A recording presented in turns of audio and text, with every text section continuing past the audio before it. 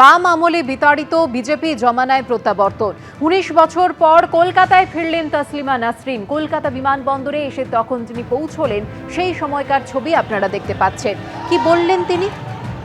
১৯ বছর আগের কলকাতা এখন আর নেই, অনেকটাই বদলে গিয়েছে। এবিপি আনন্দকে আর কি বললেন শুনুন।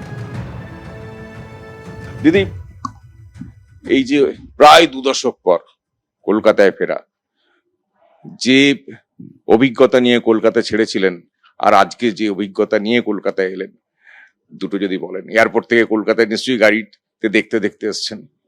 হ্যাঁ, অনেকটাই বদলে গেছে। সেই ১৯ বছর আগের কলকাতা এখন আর নেই। তবে আমি যে ফিরতে পেরেছি এটাই আমার কাছে খুব আনন্দের বিষয়, কারণ আমি তো ভাবতেও পারিনি যে আমি কখনো কলকাতায় ফিরতে পারবো। তবে এই যে সেকুলার মিশন ট্রাস্টের ওসমান মল্লিক আমাকে আমন্ত্রণ জানিয়েছেন, এখানে আমার কবিতা পাঠ হবে। তো তিনি ব্যবস্থা করেছেন সিকিউরিটির, মানে পশ্চিমবঙ্গ সরকারের কাছে অনুরোধ করেছেন, তো সরকার রাজি হয়েছেন, সে কারণে আমি আসতে পেরেছি। তবে আমি ধন্যবাদ জানাই ওসমান মল্লিককে এবং ধন্যবাদ জানাই, কৃতজ্ঞতা জানাই পশ্চিমবঙ্গ সরকারকে, কারণ আমাকে সিকিউরিটি দিচ্ছেন, সে কারণে আমি আসতে পারছি। আর কলকাতায় এসে খুবই ভালো লাগছে। এককালে তো আমি এখানে ছিলাম, কখনো যে আমাকে চলে যেতে হবে এই প্রগতিশীলদের শহর থেকে, এটা ভাবতে পারিনি। আমি ভেবেছিলাম বাংলাদেশ থেকে আমাকে তাড়িয়ে দিয়েছে, ঠিক আছে, ওটা তো জিহাদিস্তান হয়ে গেছে, ওটা মৌলবাদীদের দেশ হয়ে গেছে, আমাকে তাড়াতেই পারে। তবে মৌলবাদীরা আমার ফাঁসির দাবি করেছিল, কিন্তু সরকার যারা আমার মাথার দাম ঘোষণা করেছিল, যারা অন্যায় করছিল, যারা বাক স্বাধীনতায় বিশ্বাস করে না, মত প্রকাশের অধিকারে বিশ্বাস করে না, তারা তাণ্ডব করছিল দেশ জুড়ে, তো সরকার ওদের পক্ষ নিয়ে আমাকে দেশ থেকে তাড়িয়েছিলেন সেই ৩২ বছর আগে। কিন্তু কলকাতায় এসে আমি ভেবেছিলাম এখানে তো আর কেউ আমাকে তাড়াবে না, এখানে তো সবাই বাক স্বাধীনতায় বিশ্বাস করে, গণতন্ত্রে বিশ্বাস করে, নারীর অধিকারে বিশ্বাস করে, লেখকের স্বাধীনতায় বিশ্বাস করে, সুতরাং কলকাতা থেকে তো আমাকে কেউ তাড়াবে না। কিন্তু কলকাতা থেকে যখন ১৯ বছর আগে আমাকে তাড়িয়ে দেওয়া হয়েছিল, আমি বিশ্বাস করতে পারিনি, খুব অবিশ্বাস্য ছিল আমার কাছে। কিন্তু তারপর দেখলাম যে হ্যাঁ, বাংলাদেশের মতোই পশ্চিমবঙ্গ অনেকটা একই রকম, যে একজন লেখককে তাড়িয়ে দিতে পারে। তো ভালো যে আমি ফিরতে পেরেছি। বাংলাদেশে তো ফেরা সম্ভব নয়, এ জীবনে হবেও না। তবে কলকাতা যে সত্যিই প্রগতিশীলদের শহর, এটা যেন আজকে মনে হচ্ছে যে প্রমাণ করেছে, কারণ আমি ফিরতে পেরেছি। তসলিমা নাসরিনের কলকাতায় ফেরা নিয়ে বিজেপির রাজ্যসভার সাংসদ শ্রমিক ভট্টাচার্য কি বললেন দেখুন। রাজ্যসভায় এটা দাবি রেখেছিলাম যেন তসলিমা নাসরিন কলকাতায় আসতে পারেন। কংগ্রেস এবং সিপিএম হাত ধরাধরি করে মৌলবাদীর বিরুদ্ধে লড়াই করা এক অসীম সাহসী মহিলাকে এই রাজ্য থেকে তাড়িয়ে দিয়েছিল। তৃণমূলও তাকে ফিরিয়ে আনেনি মৌলবাদের স্বার্থে।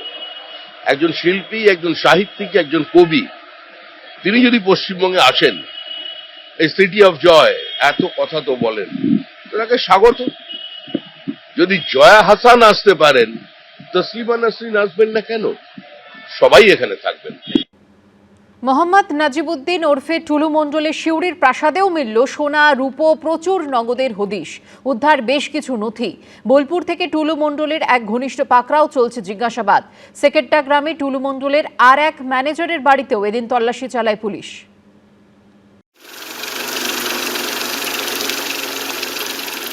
কোটি কোটি টাকা, কেজি কেজি সোনা, রূপো, আলিশান অট্টালিকা। কিন্তু বীরভূমের পাথর সম্রাট মোহাম্মদ নাজিবউদ্দিন মণ্ডল ওরফে টুলু মণ্ডল কোথায়? এখনো তার খোঁজ পায়নি পুলিশ। আত্মীয় মিনার মণ্ডলের বাড়ি থেকে সোনা ও নগদ উদ্ধার কাণ্ড নিয়ে তোলপাড়ের মধ্যে টুলুর শিউরির প্রাসাদ থেকেও মিলেছে সোনা, রূপো সহ কয়েক লক্ষ টাকা। বৃহস্পতিবার বিকেল থেকে গভীর রাত পর্যন্ত টুলু মণ্ডলের শিউরির সুভাষপল্লীর বাড়িতে চলে পুলিশি তল্লাশি। পুলিশ সূত্রে খবর, সেখানে মিলেছে প্রায় ২৫০ গ্রাম সোনা, ৯০০ গ্রাম রূপো এবং নগদ প্রায় ১০ লক্ষ টাকা।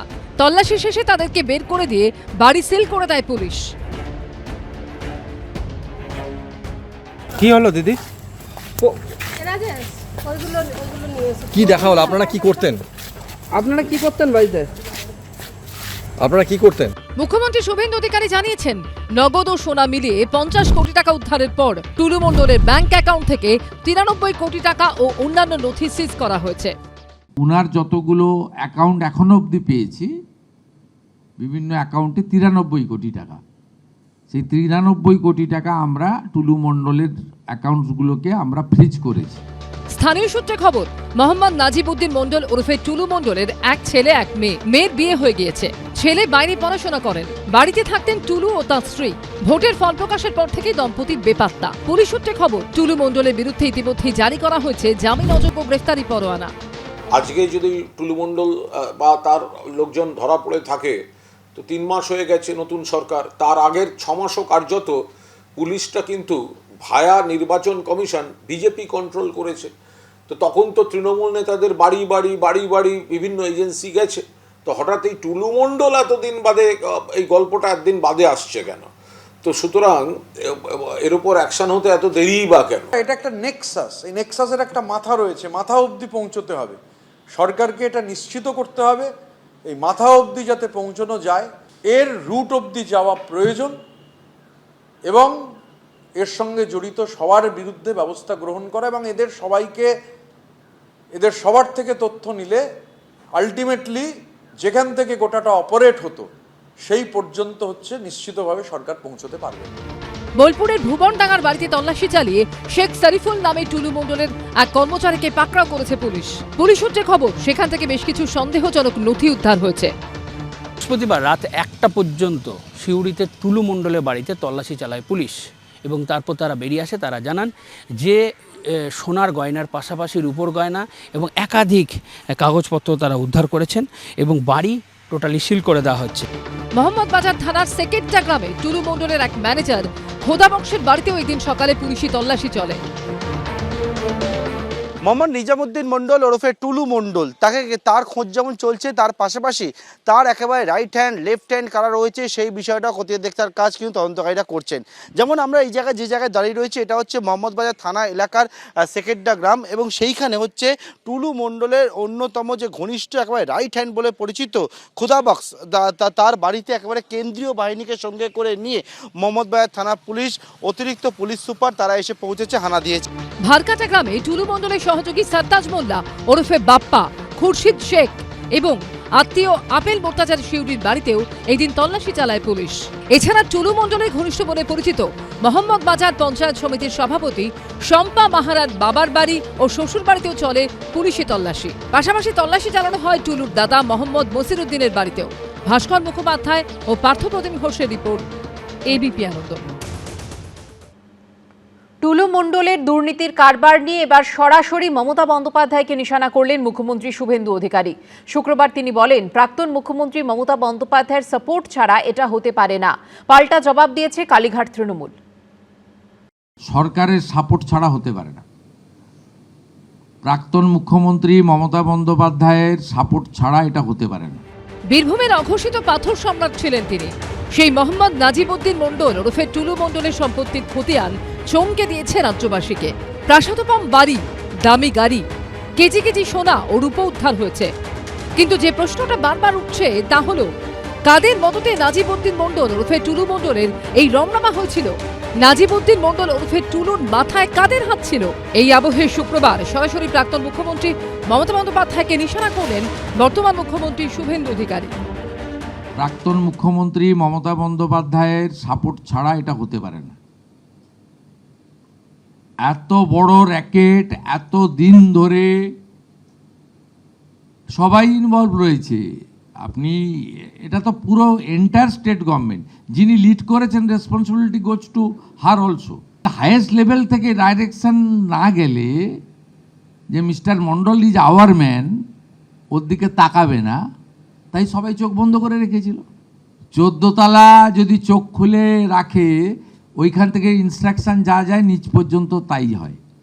ইনস্টিটিউশনাল করাপশন তখনই হয় যখন হেড অফ দি ইনস্টিটিউশন নিজে করাপশনকে এনকারেজ করে তখনই হয়। মুখ্যমন্ত্রী জানিয়েছেন টুলুর কারবারের জন্য হাজার হাজার কোটি রাজস্ব ক্ষতি হয়েছে রাজ্য সরকারের। এর প্রধান সুবিধাভোগীকে খুঁজে বার করার হুঁশিয়ারিও দিয়েছেন তিনি।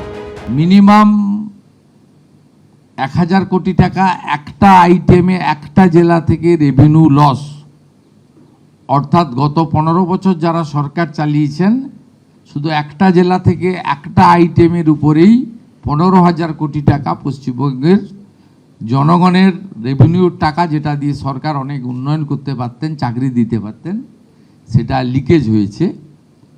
তাই মূল যে লাভার্থী, মেন যে বেনিফিশিয়ারি, তাকেও আমরা খুঁজে বের করার জন্য যা যা করার, যতদূর যাওয়ার আমরা যাব। একজনের কথা বলছেন কেন? এই যে মে মাসে নির্বাচনের পরে যে ফলাফল ঘোষণার পরে আমরা তো প্রায় প্রত্যেক সপ্তাহে কিছু না কিছু দেখতে পাচ্ছি। বিধাননগরের প্রাক্তন চেয়ারম্যানের কাছে 60 কিলো বোধহয় সোনা বেরিয়েছে। রাজ্যের অন্যান্য জায়গাকার মন্ত্রীদের কাছ থেকে যা পাওয়া যাচ্ছে, এগুলো তো একটা প্যারালাল ইকোনমি চালাবার মতন ব্যবস্থা। পাল্টা এই নিয়ে সরব হয়েছে তৃণমূল। আপনি প্রাক্তন মুখ্যমন্ত্রী বা কারোর নামে এই ধরনের হাওয়ায় অভিযোগ ছাড়ছেন কেন? আপনার কাছে যদি তথ্য প্রমাণ থাকে সেটা মানুষকে দেখান। তো গত সরকারের একটা বড় সময় পর্যন্ত এখনকার মুখ্যমন্ত্রী তো আগের সরকারের মন্ত্রী ছিলেন। শুধুমাত্র কাদাটা ছোঁড়া, এই হয়েছে, আগে এই হয়েছে, কিছু প্রশ্ন তোলার অবকাশ থেকে যায় যে তখন কেন আপনারা আপত্তি করেননি। টুলু মণ্ডল যে জেলার, সেই বীরভূমে 2 সাংসদ শতাব্দী রায় এবং অসিত মাল এখন এনসিপিআইতে। টুলু মণ্ডল ইস্যুতে তাদের কোর্টে বল ঢেলেছেন কালীঘাট তৃণমূলের সাংসদ সৌগত রায়। আমি এই জীবনে প্রথম ওর নাম ওই টিভি চ্যানেলে দেখলাম। আমি জানিও না যে এরকম একটা লোক আছে। ও সম্বন্ধে শতাব্দী রায়, অসিত মাল এরা বলতে পারবে। কি করে জানলো সৌগত দা? আরে সে তো আমাদের ওখানে থাকে ব্যবসায়ী, আমার কনস্টিটিউয়েন্সি, কিন্তু আমি ভালো করে বলতে পারবো সৌগতদা লিপস্টিকের কালারের নাম জানে, সৌগতদা কোন ব্র্যান্ডের শাড়ি পরে মেয়েরা জানে, আর সৌগতদা এত জ্ঞানের চর্চা, সৌগতদা টুলু মণ্ডলের নাম জানে না। অবাক লাগছে। দায় ঠেলাঠেলি চলছে, কিন্তু যাদের প্রশ্রয়ে টুলু মণ্ডলের এই রমরমা হয়েছিল, সেই মাথাদের কি খুঁজে বার করা যাবে? সেটাই দেখার।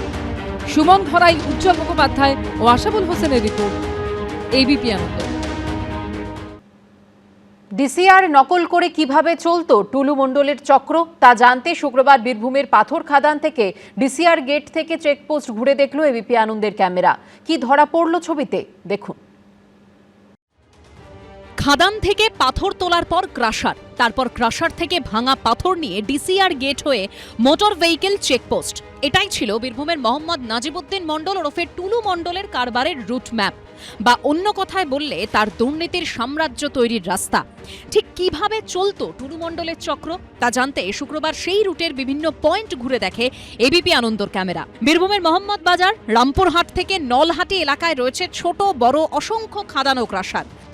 মূলত হচ্ছে পাথর খাদান থেকে শুরু করে একেবারে ডিসিআর গেট, এই যে রুট রয়েছে সেই রুটেই চলতো দুর্নীতি, সেই রুটেই চলতো একেবারে সরকারি যে রাজস্ব সেটা ফাঁকি দেওয়ার খেলা। যেমন এই যে পাথর খাদান, এই পাথর খাদান থেকে বড় বড় পাথর যেটা কাটা হচ্ছে, এবং সেই পাথর কাটার পরবর্তীকালে সেই পাথর কিন্তু এখান থেকে তোলা হচ্ছে, এবং তোলার পরে সেগুলি বড় বড় যে ডাম্পার রয়েছে সেই ডাম্পারে হচ্ছে লোড করা হচ্ছে। খাদান থেকে পাথর নিয়ে যাওয়া হয় ক্রাশার ইউনিটে, সেখানে বড় বড় পাথর ভেঙে তৈরি হয় বিভিন্ন মাপের স্টোন চিপস। খাদান থেকে বড় বড় পাথর তোলার পরবর্তীকালে এই যে জায়গায় যেখানে আমরা ক্র্যাশার রয়েছে দাঁড়িয়ে রয়েছে, সেখানে ম্যানুয়ালি প্রথমে হচ্ছে শ্রমিকরা সেই পাথরকে ছোট ছোট করে টুকরো করে, এর পরবর্তীকালে সেই পাথর হচ্ছে ক্র্যাশারে দেওয়া হয়, বিভিন্ন সাইজের যে স্টোন চিপ সেটা বেরিয়ে আসে। এরপরে এখানে সেই স্টোন চিপ গাড়িতে তোলার পরবর্তীকালে এখানে ওজনের যে জায়গা রয়েছে সেখানে ওজন হয়, এবং তারপর সেখানে এই পাথর হচ্ছে খাদানের পর ক্র্যাশার হয়ে বেরোয়। স্টোন চিপস ক্রাশার থেকে লরি ভর্তি হয়ে ডিসিআর গেট হয়ে চলে যায় বাজারে। টুলু মণ্ডলের দুর্নীতি ধরা পড়ার পর বন্ধ করে দেওয়া হয়েছে তার ডিসিআর গেট। তার জায়গায় সোঁতশোল গ্রামে নতুন ডিসিআর গেট তৈরি করেছে প্রশাসন। এটা হচ্ছে ডিসিআর গেট, এবং এই যে ডিসিআর গেট একেবারে নতুন সরকার আসার পরবর্তীকালে এর সরকারি আধিকারিকদের বসিয়ে এখানে কিন্তু ডিসিআর গেট খোলা হয়েছে। মূলত যে জায়গায় গড়মিলটা হতো সেটা হচ্ছে এই যে যে ডিসিআর কপি, সেই ডিসিআর কপিতেই। পুলিশ সূত্রে খবর, টুলু মণ্ডলের আসল খেলা শুরু হতো এই ডিসিআর গেটেই। পাথর বোঝাই লরি যখন বাজারে যায় তখন অত্যন্ত প্রয়োজনীয় নথি হলো ডুপ্লিকেট কার্বন রিসিপ্ট বা ডিসিআর। অরিজিনাল ডিসিআরে উল্লেখ থাকে কটি লরিতে করে কত পরিমাণ স্টোন চিপস বাজারে যাচ্ছে, কিন্তু সরকারকে ফাঁকি দিতে ডুপ্লিকেট ডিসিআর তৈরি করতেন টুলু। লরির সংখ্যা ও পাথরের ওজন কম করে দেখানো হতো।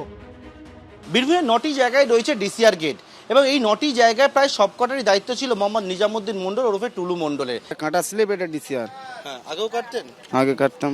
তারপরে নকল ডিসিআর বুঝতে পারতেন না, ওভারলোড আমরা চালাই না তো, আমাদের কোম্পানি গাড়ি, ঠিক আছে। ধরুন ওভারলোড নিলে এমবিআই টোলে ধরবে। এমবিআই টোল না নিলে কি এইখানে যে টোলটা ছিল ওখানে একটু টাকা দিতেন? না, এটা আমাদের এবার ডিসিআর এর মধ্যে কি হতো সেটা বলতে পারছি না। ডিসিআর কি বলছি যেরকম লোড করার কথা তার থেকে একটু বেশি লোড হলে এখানে অফিসে টাকা দিলে হয়ে যেত। হ্যাঁ, সেটা তো হতোই, আমাদের না হলে অন্য কারোর হতো। গাড়ি যাতে ডিসিআর না কেটে বেরিয়ে যাওয়া যায়, এটা প্রথমত। দ্বিতীয়ত হচ্ছে যে ঠিকঠাক ডিসিআরটা কেটেছে কিনা, হ্যাঁ কতটা পরিমাণ কেটেছে সেটা, এবং এই ডেটের কিনা, হ্যাঁ প্রত্যেক দিনে প্রত্যেক ডেটের কিনা। এগুলো কবে থেকে এরকম কড়াকড়ি হয়েছে? এটা মোটামুটি আপনার যেদিন থেকে এই নতুন সরকার এসেছেন তারপর থেকেই। পুলিশ ও প্রশাসন সূত্রে খবর, ডুপ্লিকেট ডিসিআরে লরির সংখ্যা ও পাথরের ওজন কম করে দেখিয়ে কোটি কোটি টাকা আত্মসাৎ করতেন টুলু। পাশাপাশি অভিযোগ, ওভারলোডিং থেকেও পকেট ভরতেন পাথর ব্যবসায়ী টুলু মণ্ডল।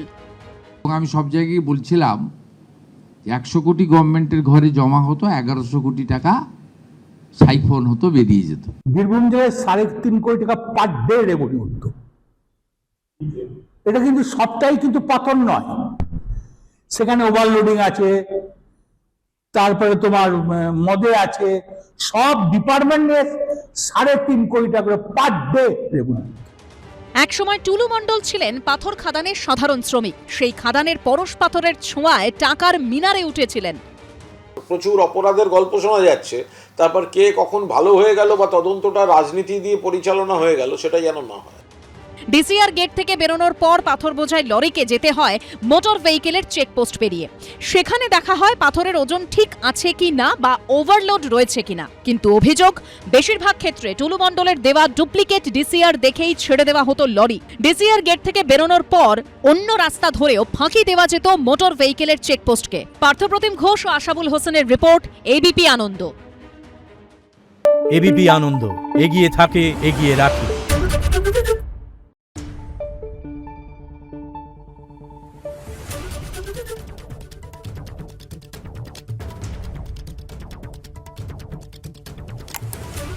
Thank you.